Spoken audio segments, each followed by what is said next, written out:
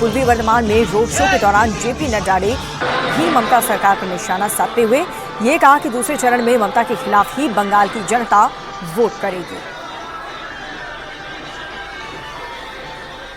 दिया बुझने के पहले बहुत फड़फड़ाता है, तो समझ जाइए जो टीएमसी के गुंडे हैं उनके लिए अंतिम समय है। चेत जाए बिल में रहे, नहीं तो 4 मई के बाद जेल में रहेंगे। Free and fair election, 92% polling, ये और जो टीएमसी के गुंडों की गुंडागर्दी बंद की गई है, तो कहीं न कहीं ये दिख रहा है कि आम जनता ये चुनाव लड़ रही है और पश्चिम बंगाल की जनता ने तय कर दिया है कि 4 मई को भगवा लहराएंगे। दीदी, आपने माँ माटी मानूस को जिस प्रकार से अपमानित किया और बेईमानी किया, आज माँ माटी मानूस आपको जवाब दे रही है। और नरेंद्र मोदी इस राज्य की जनता, इस देश की जनता के दिल में बसते हैं। और हमें भी मालूम है कि ममता दीदी ने पिछले 15 वर्षों में अगर लोगों के लिए किया होता तो आज ये जन सैलाब सड़कों पर नहीं उतरा होता।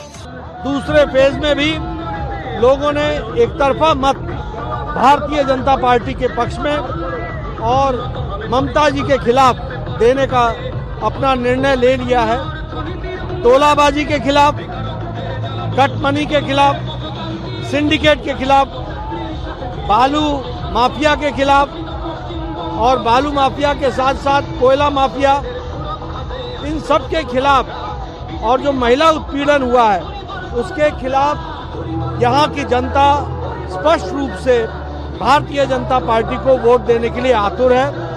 और जो घुसपैठिए हैं उनको उनसे भी मुक्ति पाना चाहते हैं और इसलिए भारतीय जनता पार्टी को लोग वोट दे रहे हैं। ममता जी को गुड बाय कह दिया। 23 तारीख को भी ऐसा ही कह रहे थे।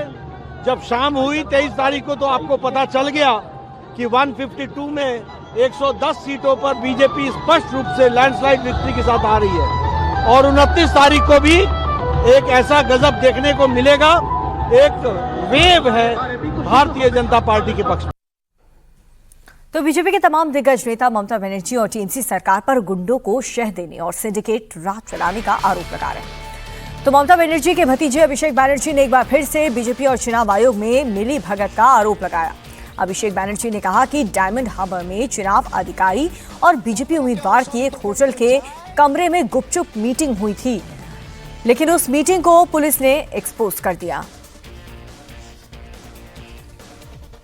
পুরুষোত্তম দাসের সঙ্গে ডায়মন্ড হারবার সাগরিকা হোটেলে 208 নম্বর ঘরে গোপন বৈঠক করেছে। ভেবেছিল চুপি চুপি বৈঠক করব, কেউ জানতে পারবে না, আলাদা করে ইলেকশন কমিশনের হয়ে বিজেপির হয়ে ব্যাটিং করব, কেউ ধরতে পারবে না। আরে এখানে আকাশে বাতাসে মাটিতে ঘাটিতে জেটিতে লতায় পাতায় আমি রয়েছি, পালাবে কোথায়? পালাবে কোথায়? চায়ের দোকান থেকে বাজার, খাবারের হোটেল থেকে খাবারের দোকান থেকে হোটেল, শাড়ির দোকান থেকে ফলের দোকান, মাছের বাজার থেকে জেটি, সর্বত্র তো আমি জড়িয়ে আছি লতায় পাতায়, फांस कर दिएছি। और सिर्फ इतना ही नहीं, अभिषेक बनर्जी ने आगे ये भी आरोप लगाया है कि पुलिस ने जब बीजेपी उम्मीदवार और चुनाव अधिकारी की सीक्रेट मीटिंग के खिलाफ एक्शन लिया तो अब चुनाव आयोग ने उन पुलिस ऑफिसर्स का ही ट्रांसफर कर दिया।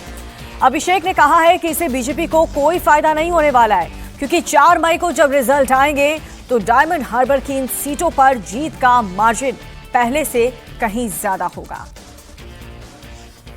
যে পুলিশ তাদের বিরুদ্ধে ব্যবস্থা নিয়ে তাদের গোপন বৈঠকের যে ভিডিও জনসমক্ষে আপনারা দেখেছেন, পুলিশ তদন্ত শুরু করেছে। পুলিশ কেন তদন্ত শুরু করেছে? ডায়মন্ড হারবারের অ্যাডিশনাল এসপি, এসডিপিও, উস্থি থানার ওসি, ডায়মন্ড হারবারের ওসি, ফলতার আইসি চেঞ্জ করেছে নির্বাচন কমিশন। চোর চুরি করছে, পুলিশ ধরেছে বলে পুলিশের বিরুদ্ধে ব্যবস্থা। 5 জন অফিসার চেঞ্জ করে অভিষেক ব্যানার্জিকে জব্দ করবে। আমি চ্যালেঞ্জ করে যাচ্ছি জ্ঞানেশ কুমার আর অমিত শাহকে, 4 তারিখ দেখা হবে, ডায়মন্ড হারবারের ব্যবধানও বাড়াবো, মগরাহাট পূর্বের ব্যবধানও বাড়াবো, পশ্চিমের ব্যবধানও এবার 1 লাখ করব, কথা দিয়ে গেলাম।